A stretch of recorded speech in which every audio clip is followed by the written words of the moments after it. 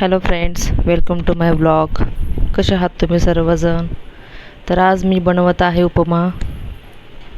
तर बघा, माझ्या प्रत्येकाची पद्धत बनवण्याची ही वेगवेगळीच असणार आहे. तर मी तेल टाकून रवा भाजून घेत आहे आणि तुम्हाला रवा छान असा खरपूस भाजून घ्यायचा आहे.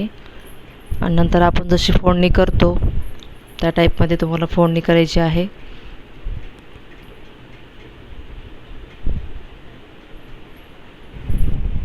आणि त्यानंतर तुम्हाला हे सर्व कांदा, टोमॅटो, हिरवी मिरची, कढीपत्ता हे सर्व साहित्य टाकून आणि मी हरभऱ्याची डाळ पण ॲड करत असते.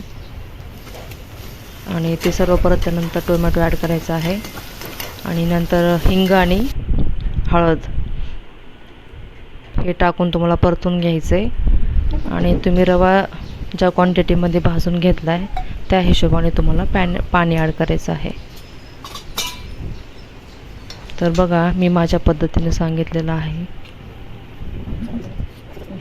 आणि पाण्याला छान अशी उकळी आल्यानंतर त्यामध्ये रवा ॲड करायचा आहे.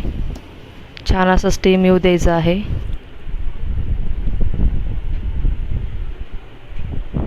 हे बघा, असा बनतो.